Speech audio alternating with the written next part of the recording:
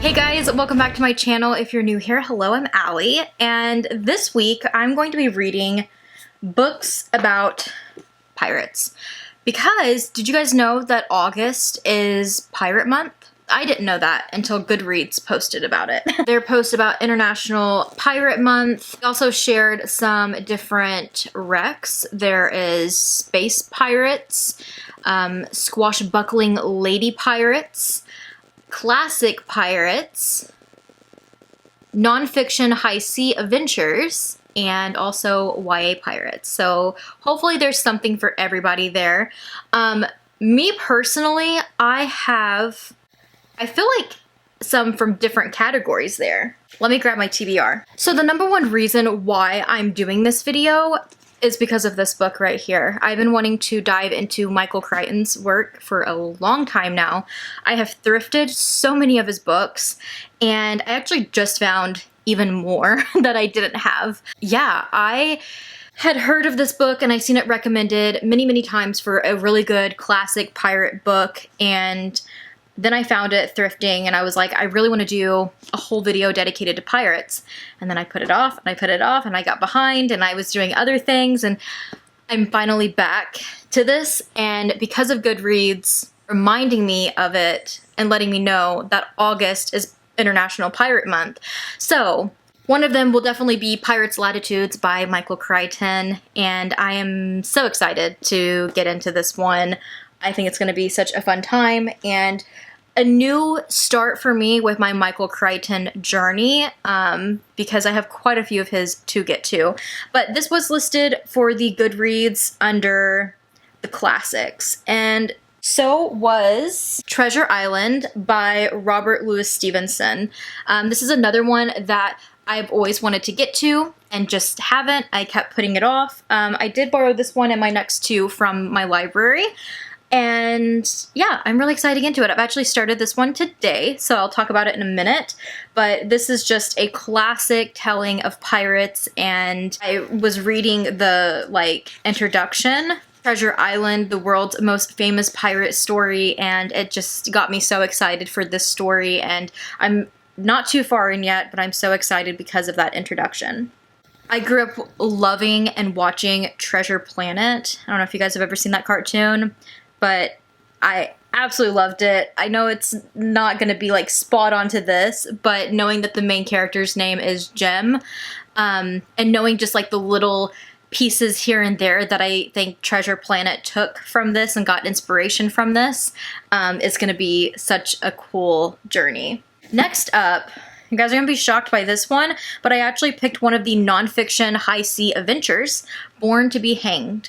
I think it's going to be a goal of mine next year to read more nonfiction because I just don't read enough of it, and there's more stuff I want to learn about, and this is one of them. I'm definitely going to be picking up the audiobook to help me get through this, because it's rather thick for me, coming from a person who doesn't read a lot of nonfiction. So I am really excited, though, to dive into this beast and learn new things.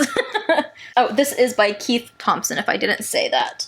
And then the last one is also a little out of my comfort zone because it is a beefier one, too. And like I said, I need to accomplish this all this week so I can then turn around and edit and get this up this week. So I'm asking a lot of myself.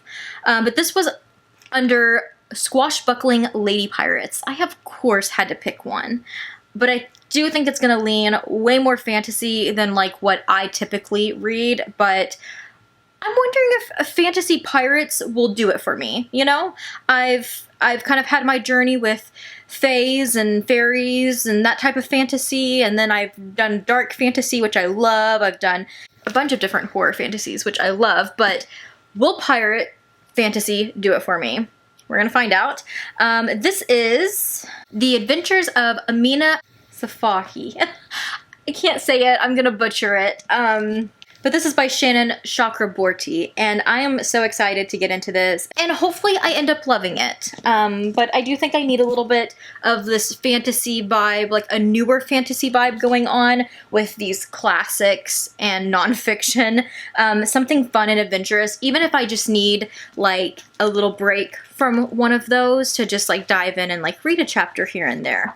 you know, I'm really excited. I am starting with Treasure Island today, so let's talk about it. The introduction was so good. It kind of talks a little bit about the world's most famous pirate story and why he started writing it, and then his life and works, all of like his different stories and stuff he had published, just his life in general. It also has the historical and literary context of Treasure Island. It also talks about like all of the people that he was inspired by. One that I thought was really cool, because you guys know I'm a big Edgar Allan Poe fan.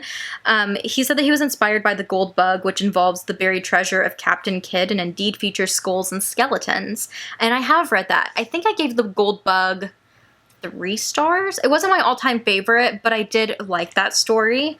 And he mentions a few other classics that I would love to eventually get to. There's also the historical context of Treasure Island, and they also have his life and work like all laid out chronologically. And then I started, and I am on chapter 2, part 1, or I guess part 2. Part 1 was The Old Buccaneer, and part 2 is Black Dog Appears and Disappears. And this is the one that I'm currently on, and I'm enjoying myself so far. I loved the first chapter. We had the song, 15 men on the dead man's chest, yo ho ho and a bottle of rum, drink and the devil had done for the rest, yo ho ho and a bottle of rum. I'm really excited to see where this book takes me, and I will check back in with you guys later and let you guys know what I think of it.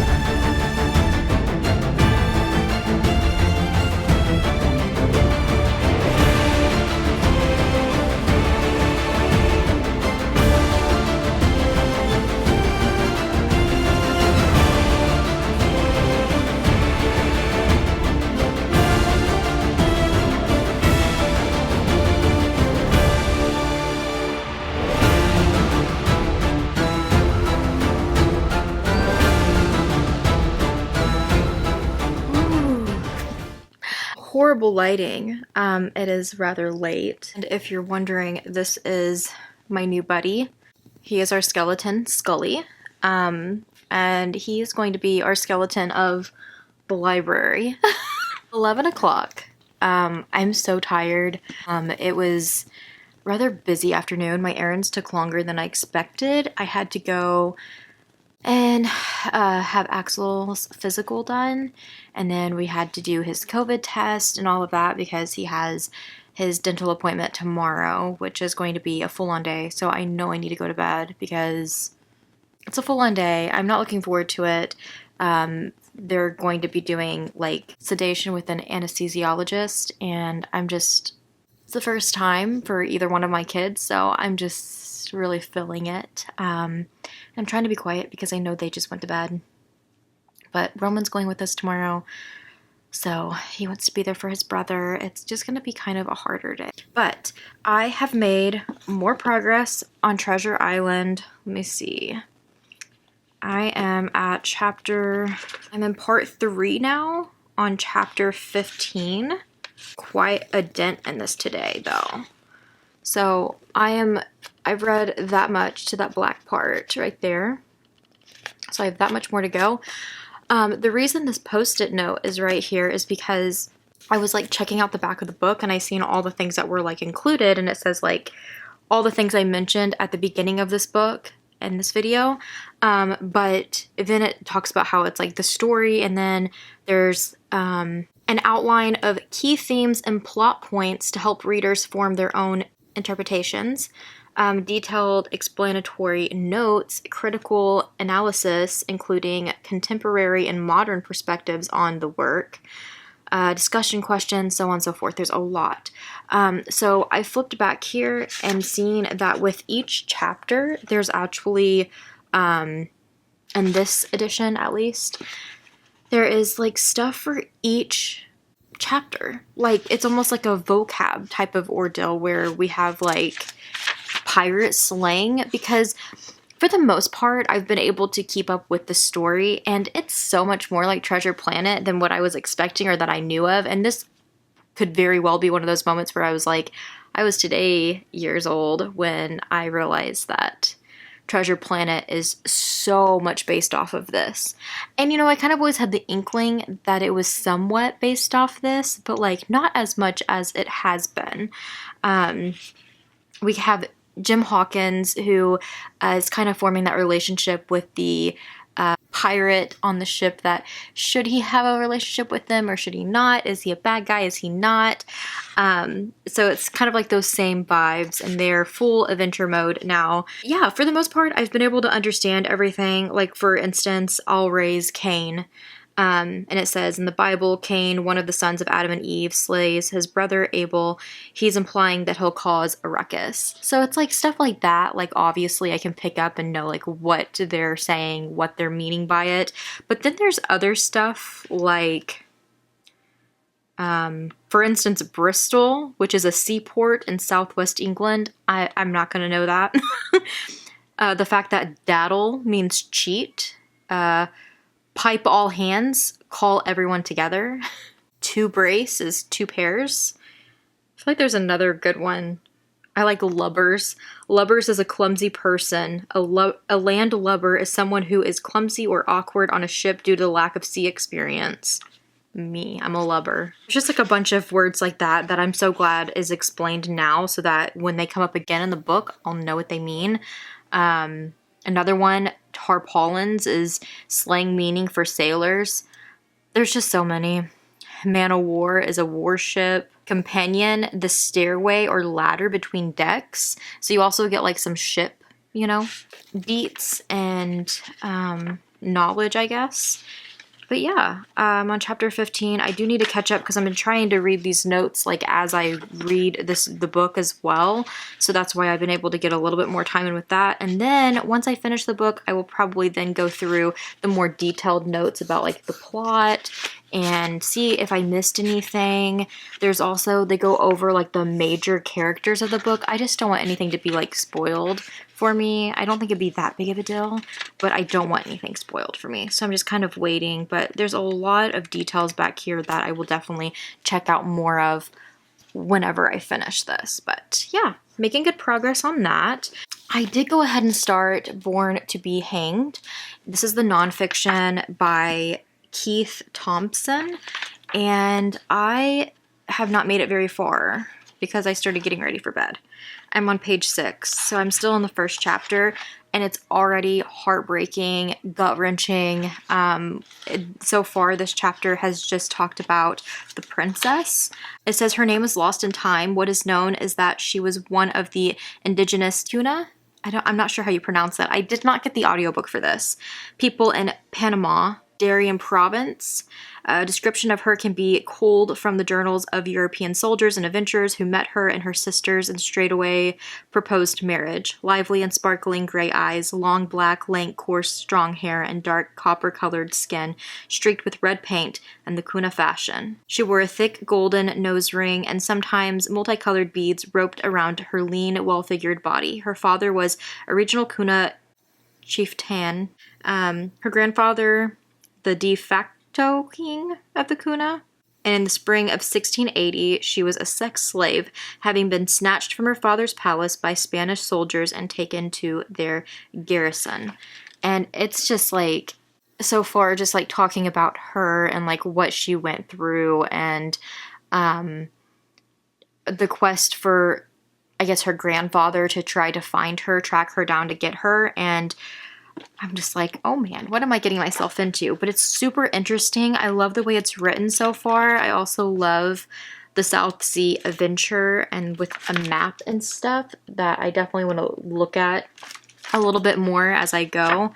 I was going to get the audiobook, but I thought that I could just maybe fit in reading this every single day and just see if I can make a dent, because I kind of want to see how the writing was, because I was like, if the writing's not too bad for a nonfiction, then I'll just read it. But, you know, sometimes nonfictions can just be like super interesting, but written kind of boring or very wordy at times, and it's really hard to get through them without an audiobook.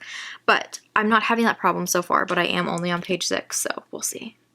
I'll get through at least the first chapter and check back in with you guys.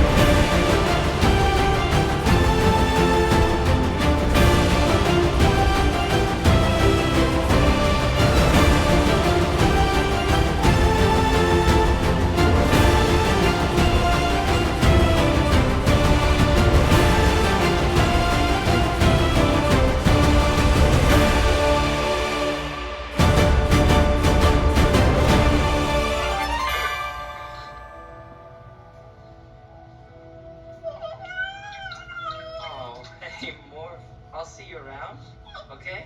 See you around. Oh my goodness, so much to update you guys on. Today was the big day for Axel, with going to the dentist. And I feel like the way there, my nerves were just kind of shot, so I didn't really get a whole lot of reading done on either one of my books at the time, so I just had to end up putting them down. But he did really good, and they said that everything went great. And then he slept off the anesthesia like the whole way home, so like he wasn't uncomfortable or in pain in the car or anything. He just slept the entire way home, and it was so nice. And before he went back, he said he really, the only thing he wanted was a snow cone with gummy worms. We got snow cones and made that little wish happen because we knew his mouth was probably going to be a little swollen and sore. And now James just left to go get him some pasta, his favorite pasta. That's soft and like, you know, not something that's like spicy or, you know, to where he can eat it and it's not going to like bother anything in his mouth. Yeah, he did really good, and he really hasn't been in pain. All of like the silly juice, they called it, has worn off, and he's doing great now. And then I have just been so tired all afternoon. I did read in the car on the way home because I sat in the back with him in the car, but he slept like the whole way. So I was able to read, and my mind was more at ease because it was already done and over with. I've made it to chapter 24 of Treasure Island. Still loving it, having an amazing time with it. I don't think I have that much more to go. This back part is like a bunch of the like facts and like notes and stuff that you can read. Yes, I have about that much left.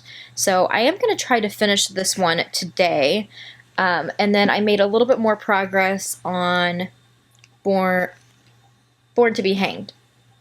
That's where I'm at. You can kind of see. Not a whole lot, since I am reading this physically and it's nonfiction. I do think it's going to take me longer. I've been kind of trying to read like a chapter here and there. So I am on chapter 5 right now. And it's interesting. It is kind of starting to like drone on and on about certain things that I'm just like, yeah, you know, like it's interesting things, but like I don't know if it's interesting enough to like fully keep my attention for longer than a chapter at a time. So yeah, it's just gonna be one that I pick up here and there, but hopefully I can finish it before this video.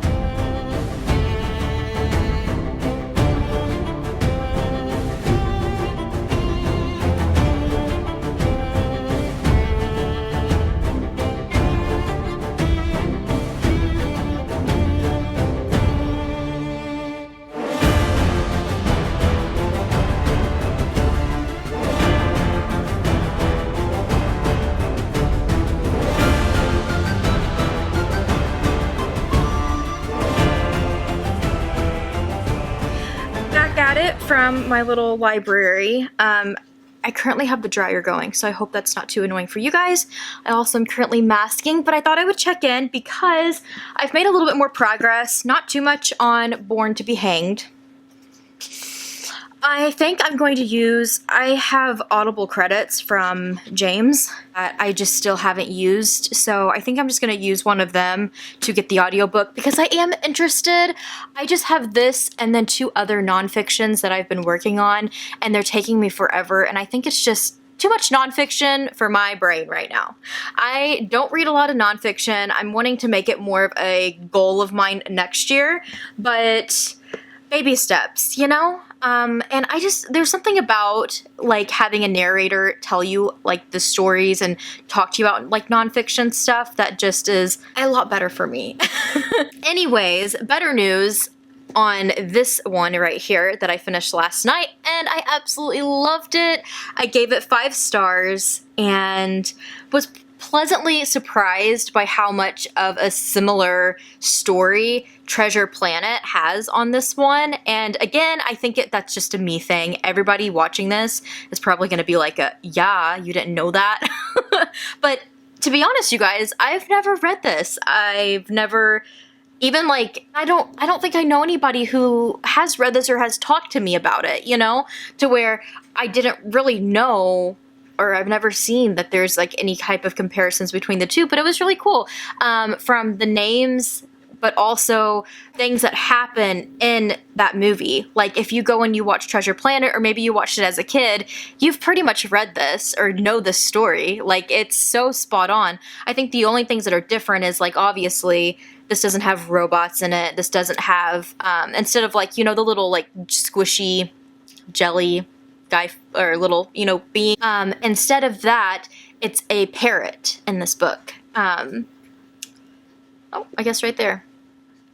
But still, like, the similarities of everything is still there, and the whole plot of the story, all of that. It's just Treasure Planet really took it there to make it a little bit more futuristic, a little bit more space and, like, sci-fi, robots, and, you know, like, they really took it there with that. And not just that, but, like, half the cast is animals, like, that are, like, human animals. So, but still, I love Treasure Planet. I do want to watch it, maybe tonight, but sometime this week for my pirate video. But I did give this 5 stars. I really, really enjoyed it. I think I've already talked to you guys about this, but it is about a boy, Jim Hawkins, who is abruptly put on this mission to find this treasure with his doctor friend when a pirate collapses at his mom and dad's like diner. I think they called it like an inn or something like that, but it is kind of like a diner situation. And then his dad passes, so it's kind of just like a chance for Jim to get out there and to figure out who he is. And he boards a ship with a captain and his doctor friend, and then they meet, he meets the rest of the crew, which look a little sketchy, they look a little shady, and he's starting to kind of put the pieces together that this crew is all under this certain guy who we come to know is Long John Silver, who he is kind of becoming buddies with. He's learning stuff from him, but at the same time wondering, like, can I fully trust him or not? Is this crew full of pirates too? And yeah, it's just an adventure and such a good time. I really, really enjoyed it. Obviously, it's an older book, so you're going to have a little bit of an older writing style, but I really enjoyed it, and I loved learning all the new pirate things that now I know. And I'm excited for my next pirate book. I will let you guys know what that is, and hopefully I'll have an update on this one soon for you guys.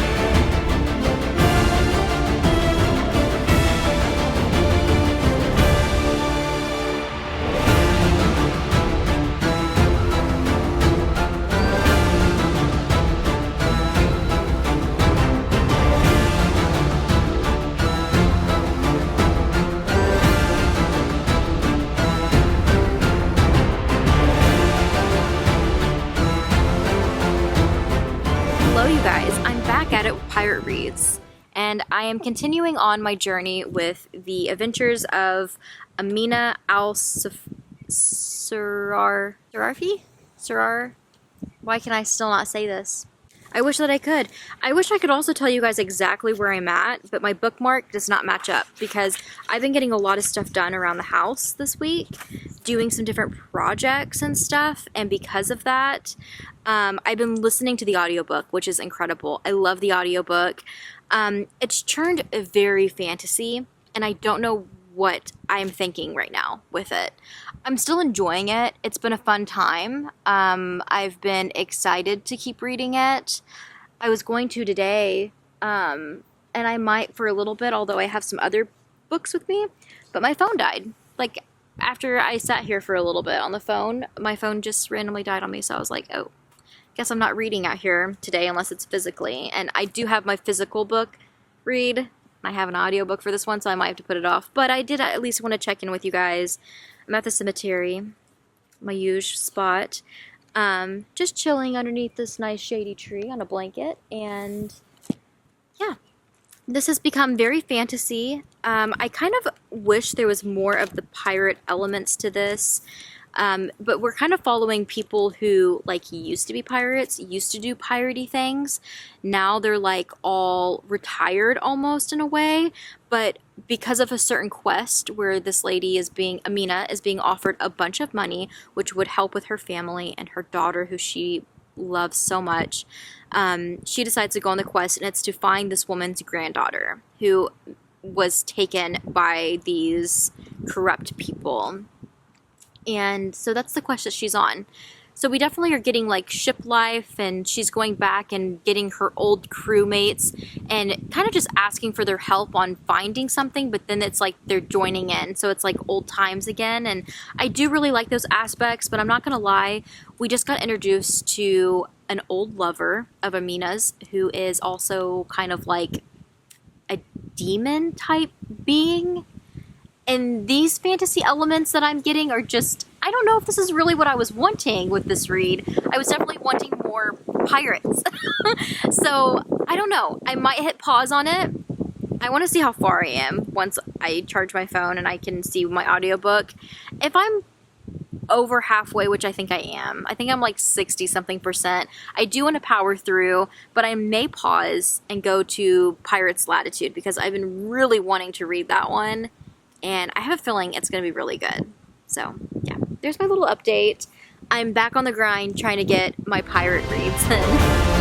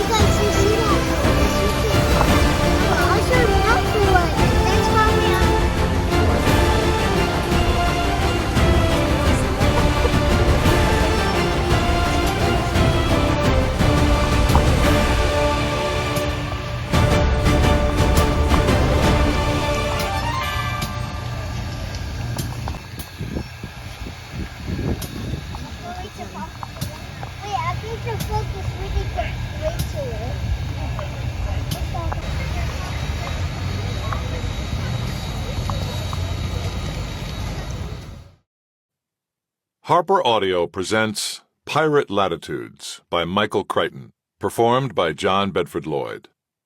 Copyright 2009 by Michael Crichton. Production copyright 2009 by HarperCollins Publishers.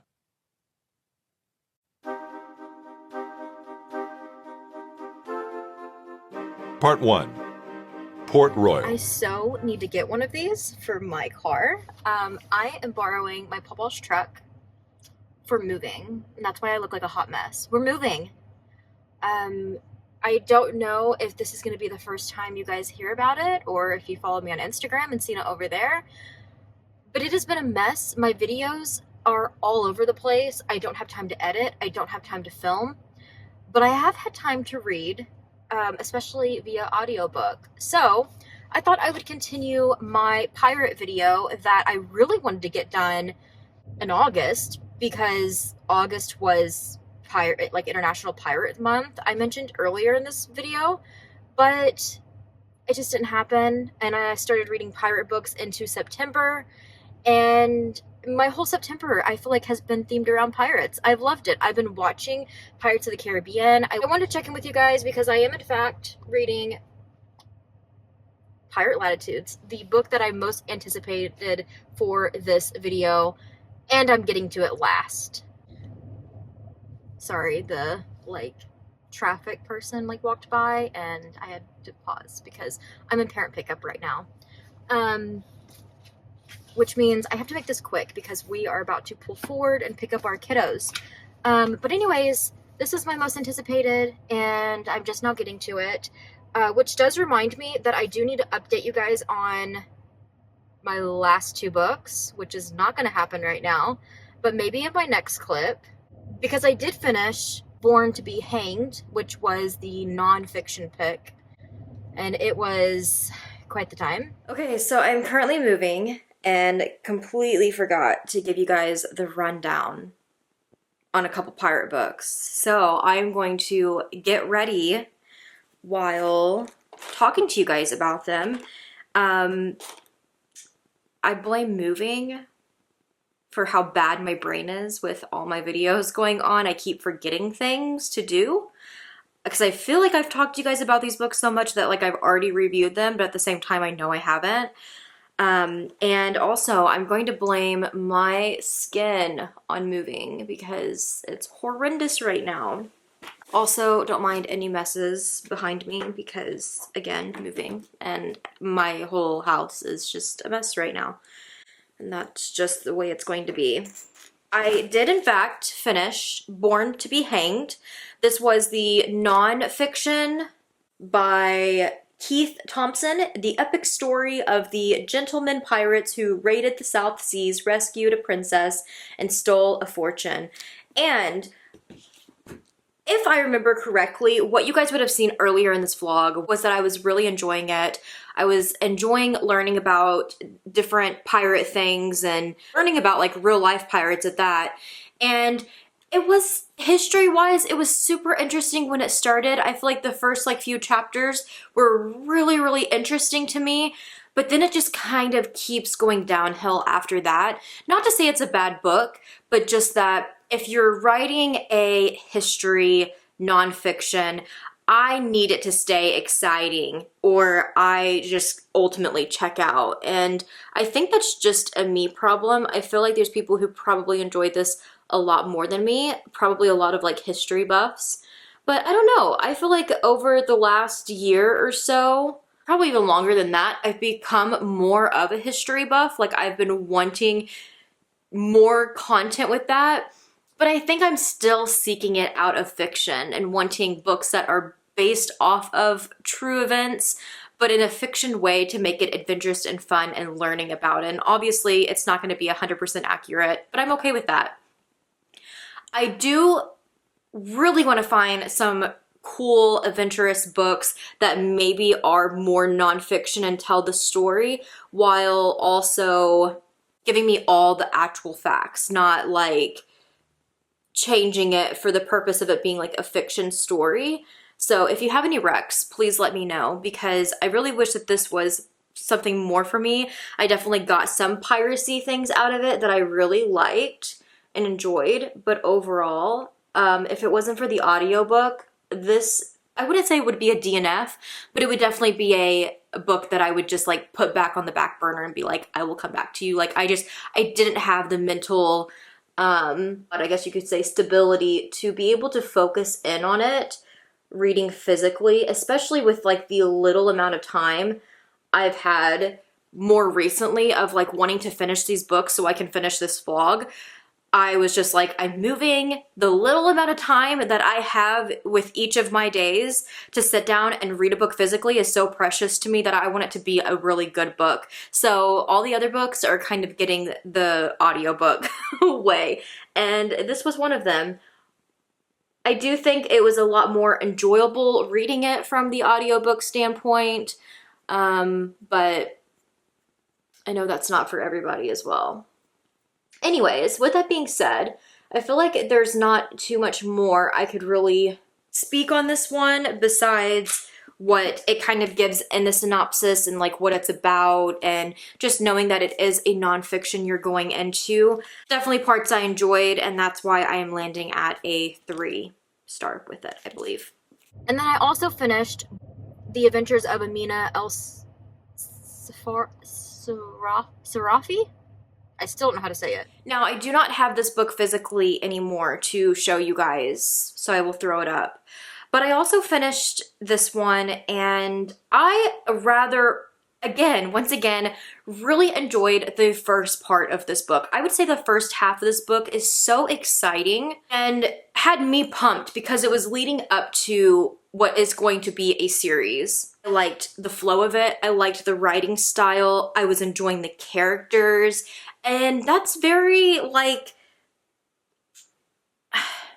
rare. I would say rare. Because this is a fantasy. It's not just I don't know. I guess for me, I'm just more of a standalone type of reader these days. Don't get me wrong, some of my favorite books are series, and I still love them, but I'm not a big fantasy person. I feel like I have found that out by going through my little fantasy era. Definitely have some favorites or stories that like maybe are not like on my like top 10 favorites, like let's say Fourth Wing. I didn't mind Fourth Wing, but like I would never say it's like in my top favorites. Will I pick up the next book and read it? Absolutely.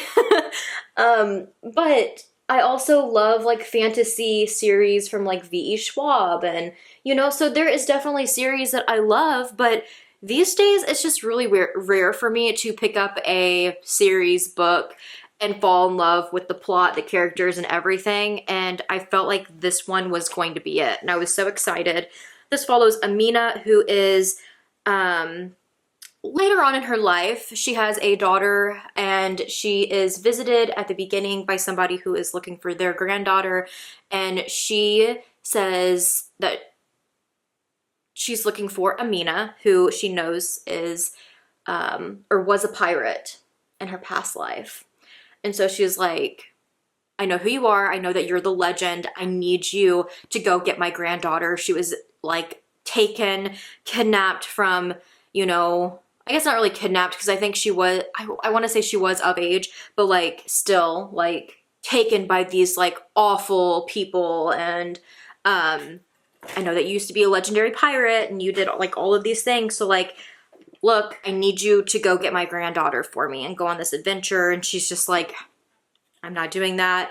She ultimately is not all the way threatened, but the possibility is there, because Amina's like, these people know where I live. They know that this little girl in this house is my daughter now. It also comes down to the fact that she tells her that she'll give her like $1 million if she goes and gets her granddaughter for her. So Amina's kind of just like, oh my gosh, what this could do for me and my family, you know?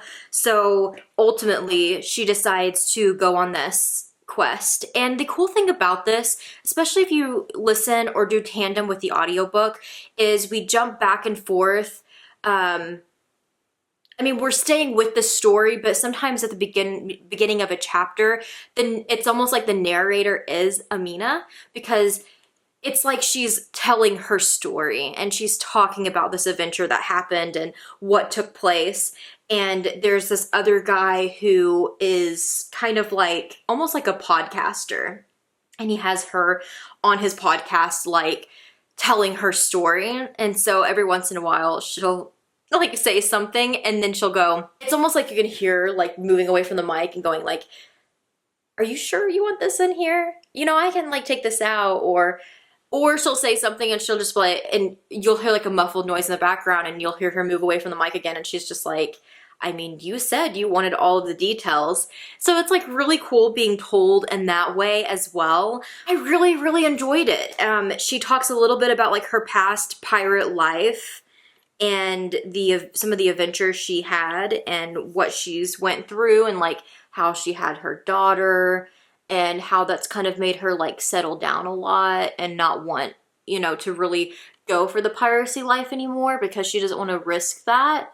And obviously doesn't want like her daughter to be out there either. But as the story goes, she's preparing for this mission to go find this granddaughter. She's having to track down this bad guy. And it's kind of cool because it throws in, I guess, like some past actual nonfiction history as well, but putting their own like twist on it and making it into an actual fantasy fiction. But she's trying to track down these bad guys, so she starts kind of talking about like some of her past mates, what they did on the ship, what they were good at, and how she kind of needs some of their talents now. So she's tracking them down first, and she's gonna go visit them even though it's been like 20 years or more since she has seen them and they've all been on a ship together. So we get to meet different characters that were originally aboard her pirate ship, and it's just so cool. Super entertaining meeting all the different characters and where they're at in life now and their families, and ultimately setting sail once again after many, many years, and like her being like, I've missed this so much, and at the same time realizing like this isn't my life anymore. I have to go back to being daughter to my family and helping them and raising my own daughter. With that being said, the second half of the book really took a turn for me that turned almost sci-fi-ish, and just so many different elements of it that I could have done without. I liked elements with certain characters, romance interests. I actually really enjoyed those certain aspects, but at the same time, not fully. I feel like they didn't have to go that fantasy or that sci-fi to make me enjoy it. I kind of wish that it just kind of stuck being just a pirate tale. I wanted the adventure. I didn't want all of this extra demon devil type of lore that had to go into this. I just wanted a pirate book. I feel like there was points in like the fourth quarter of this book that I was just really checking out, and it was kind of disappointing, and it kind of left me feeling like I'm very unsure if I would pick up the next book or not.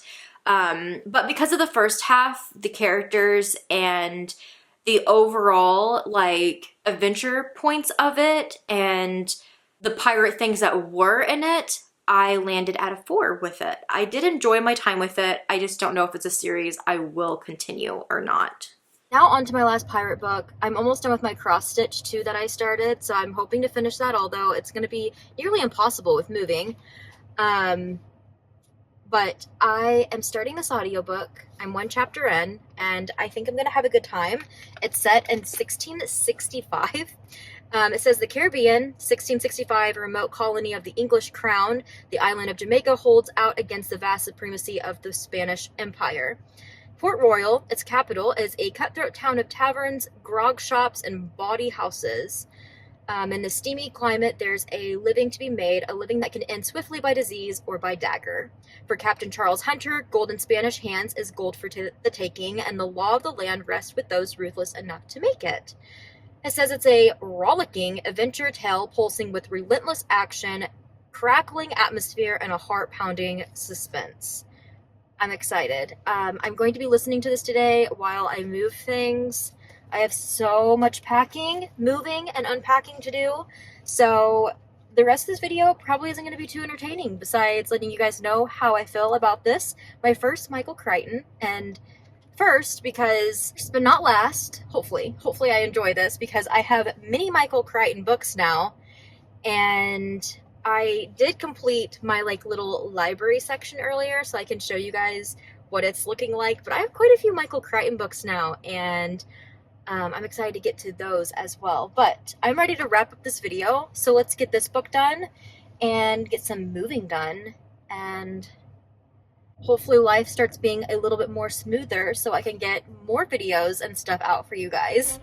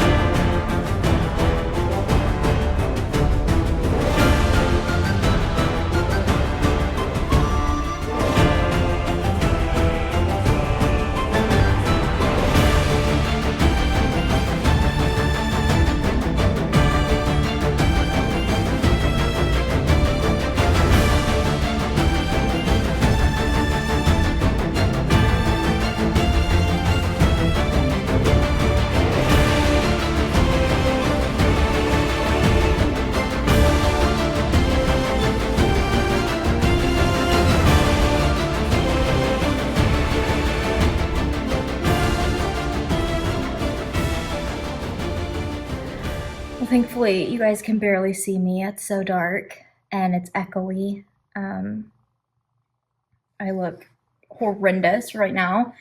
It is final day of moving, and I'm sitting here at our old house. I am quite emotional tonight. I feel like I've been pretty strong going through the motions of everything, and this whole ordeal was kind of a thing that was sprung up on us, but then it was like a really good opportunity for us because of the house we're moving into having so much space for the kids and so much space for us in general and our animals, and just overall a better lifestyle, better functionality for all of us. And makes me really excited for us, but at the same time it is so bittersweet because we love this home so much. And I just kind of wanted to sit here for a minute and give thanks to this house because of how much joy it's brought us. So much has happened in this house. We moved in here like almost 5 years ago, and Axel was 3 and Roman was 6. It's wild. Axel being 8 now and Roman being 11 now, it's just insane. Like, a majority of their childhood has been in this house. This is the longest house that we've lived in as a family. I'm just always going to be so thankful for this house. It's made us very, very happy. And something I don't really share a whole lot is my childhood and stuff, but growing up, we moved so much. We moved like almost every single year. I think I lost count, or I stopped counting, but I remember counting up to about 21 moves by the time I was 15 or 16. I had moved 21 times growing up, and don't get me wrong, it's exciting to move different places and to live in different houses and to, experience different things like that. But at the same time, it can also be like super traumatic too. And not just that, but like it has literally ingrained a hatred for moving. I hate moving so much. And this move, if anything, it showed us how much we have settled into this home. We have way too much stuff. I feel like this move has taken us forever, and I hurt all over. I'm so sore. My feet hurt. My legs hurt. My back hurts. I am just exhausted, and we've had some family come and help us. My pawpaw has literally let me have his truck for the past couple of weeks to be able to make trips every day. And my mama came over and helped clean. My pawpaw and my dad both helped move furniture. They gave us some furniture. They've just been incredible.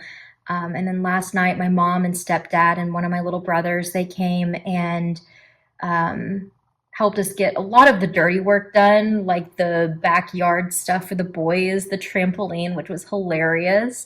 Just putting a trampoline on a trailer and just driving it down the road. I never thought I would see that. But here in the Midwest, you just do what you got to do. Thinking about taking that down though made me want to cry, so I was glad that we were able to just move it like that. On top of that, my mom made homemade meals, 5 different meals, froze them for us so that I don't have to cook it all this week while we're unpacking and trying to get situated. And it literally about made me cry because I was just so overwhelmed by just how nice that was. And just another like weight lifted because I'm already just like, oh, I need to order groceries, I need to have stuff for dinners, and now it's just like another weight lifted. Everybody's just been so incredible, and we could not have done this without everyone, every single person that has helped us. It has been very, very hard. And then today we got here, we have the mindset, this is our last day. It's getting late again. And I'm like, I just want to be done. But I'm also like starting to get that emotional feeling of not wanting to leave here because, like I said, even me personally, I've moved so many times as a kid, over 21 times. And then my adult life, we've moved a few times as well. That this house, we've been here for almost 5 years, and that's the longest besides my grandparents' house.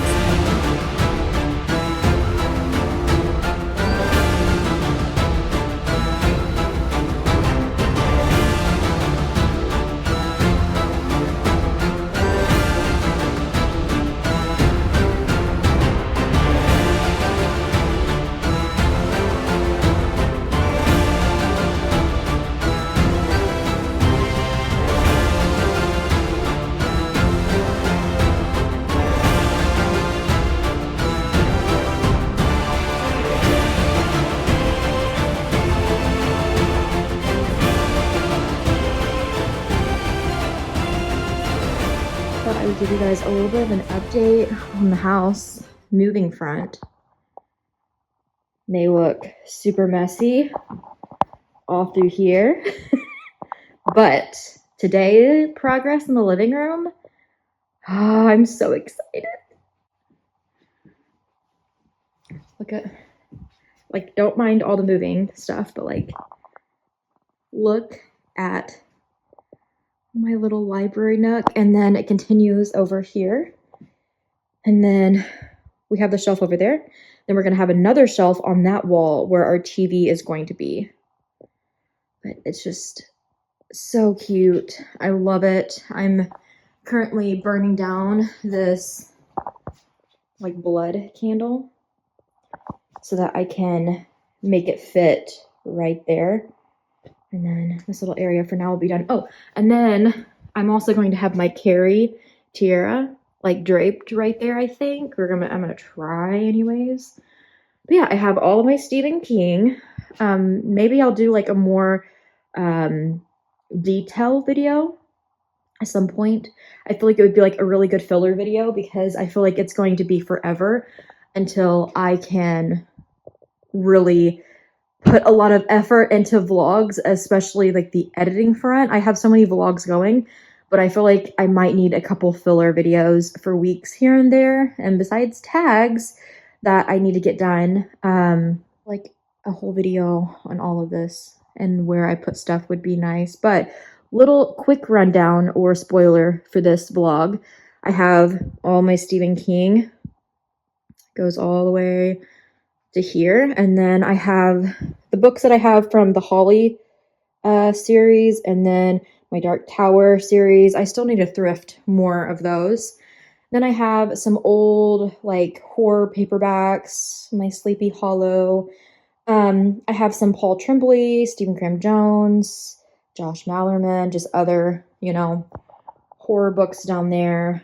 Over here I kind of have like my crime fiction and thrillers, that type of ordeal. I have Karen Slaughter, Simone St. James, Megan Miranda, Taylor Adams, all of those. Yeah, it's kind of like that same theme going down. James Patterson. Then I kind of have like some of the only sci-fi I own is some of Michael Crichton. Then some older series like Series of Unfortunate Events, My Pretty Little Liars, and like Ellen Hopkins, Harry Potter. Then this is kind of like the fantasy section where we got Slewfoot by Brom, Alice Hoffman, Anne Rice. I'm missing some of my books. Some of my books are at the other house because I'm like in the middle of reading certain ones. But yeah, maybe E. Schwab, Lee Bardugo, Shauna Maguire, Rebecca Ross, and then I have like some classics, Twilight, and then the what is it called? The Suki series or whatever. What's that show called? True Blood. Down here, and then those are just like some like universe, astronomy, that type of space, and just Secrets of the Night Sky, just some, nonfiction. And then over here, I kind of have just like literary fiction, some more classics. Yeah, kind of just that. I didn't really know where to put a bunch of these. Now, this one could probably be put over on my fantasy because I feel like that's kind of that vibe. But anyways, this is like my only romance. I don't branch out much, but I do have quite a bit of Nicholas Sparks. And then empty shelves. I'm going to put, I think, my manga down there or on the TV shelf. We'll see. Over there is just like some DVDs, blankets, getting some fall stuff out. Got our chessboard, which I need to wipe down again, it looks like. The checker pieces are in there, and then my Dracula mug, because I thrifted this, and as we were checking out at the thrift store, James accidentally dropped and broke it. So I glued it back together, but I'm too afraid to use it as like an actual mug now. So it just holds those pieces. I also have put a plant over there. I got my ghost painting back up. This lamp, which I want to paint, it's just like glass, so I feel like I could probably paint it, maybe spray paint it black, and then the glass part, I kind of want to do checkered, like the rug. I might try that at some point. My TBR jar, Scully. Bookmarks, I gotta find a place for. I'll probably just store them, somewhere on the shelf. Record player, and then my records are right here. And then I have this Addie LaRue photo that my friend got me for Christmas last year. Yeah. I love it. I love this area so much. Which leaves me with Pirate Latitudes. This is my first Michael Crichton read, and I blew through this, and it is 384 pages. It's a little bit of a thick one, a little bit thicker than an average, book, but still not too intense. And I can say it's really fast paced. I also was able to snag the audiobook on Hoopla since I'm moving right now. I've been able to listen to it, and the audiobook's not bad. This is what I wanted from the Amina, the Adventures of Amina book.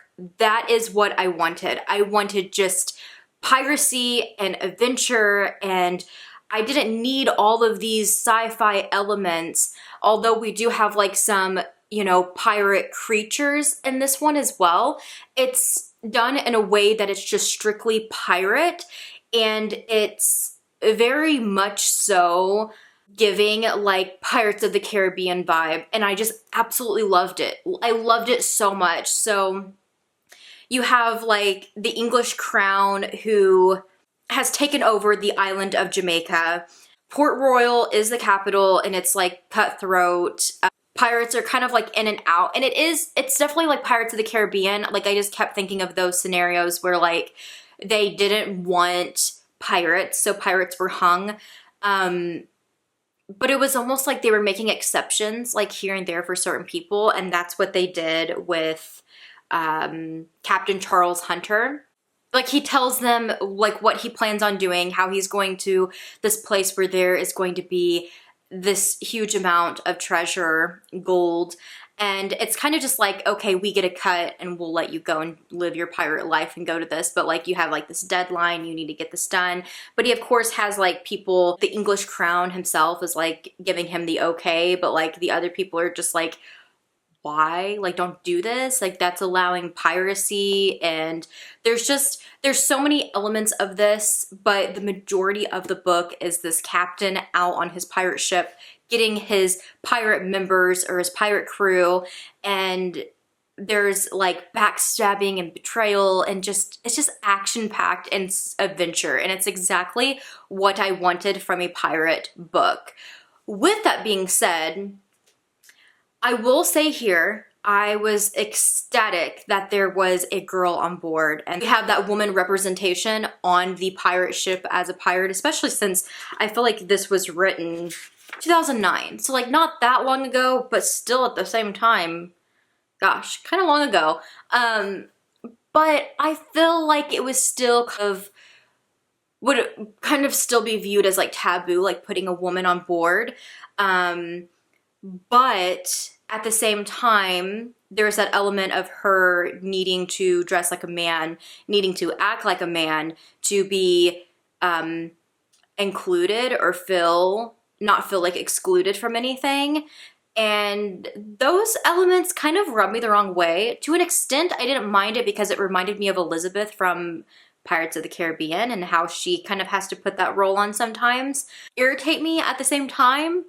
And then I feel like any other woman that's ever mentioned is just like degraded so bad. It's like they're using women as like pawns. They're using women's bodies, not only just like the crowned royal, like being like, bring me the ladies, and then like him going down the line and looking at them and choosing which one he wants to take, and like commenting on their appearance and like what he thinks of each of them, and then like taking one of them and acting like she's just gonna be like a servant for the royal crown, but then like taking her to the bedroom.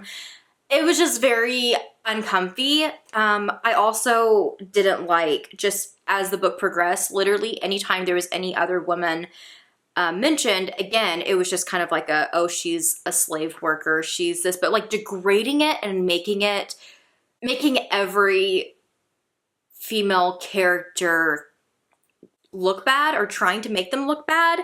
And once I feel like that stopped and like the book was just super entertaining and so good, even towards the end, we have another moment where a female is used in a way as a pawn to get what they want, and used in that sexual way that just really rubbed me the wrong way. I didn't like it.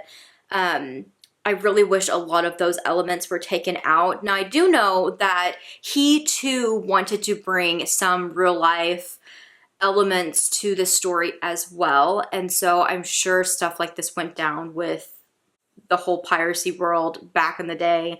And this was in 1665, so I'm sure he kind of felt the need to portray that, but I kind of wish he would have portrayed it more as like these poor women, instead of just kind of feeling nonchalant about it, like this is just the way it is. Boys will be boys. Yeah, I didn't like that. But without those elements, this would have been a 5-star read for me. I think I am landing at a 4 because out of all my pirate books, I think I enjoyed this one the most. Don't get me wrong, I love Treasure Island, but this one and Treasure Island are up there for me. I really liked them when it comes to an actual pirate book. I don't want all of the other, like, I get this is still like adventure and fantasy and that type of ordeal, but like I don't need all of the sci-fi or like let's take it supernatural type of vibe with pirate books. Like, sure, you could give me this huge octopus moment. You can give me Davy Jones and whatever, like, sure.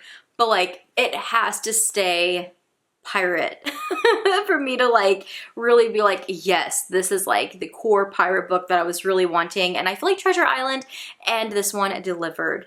And I know I sound like a hypocrite right now because I did talk about at the beginning of this video how much I loved Treasure Island and the movie Treasure Planet, which is a movie based on a pirate story that they turned sci-fi.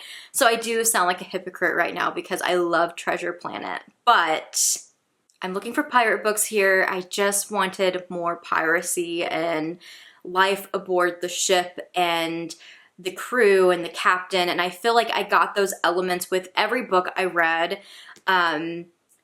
just some of them were a little bit boring for me. Some of them turned way too sci-fi supernatural for me. And the other two just felt like perfect for me when it comes to pirate reads. So I'm happy with them. And that is a wrap on the pirate video. If you guys have read any of these, please let me know. I didn't plan on this video being out in October, but we have some people who like to dress up as pirates for Halloween. So it is what it is. I still wanted to complete this video though, because I've had so much fun the last couple months reading all of these pirate books. But again, let me know if you've read any of these, what you think of them, if there's any more that you think I should check out in the future. And thank you so much for watching, and I'll see you in my next video.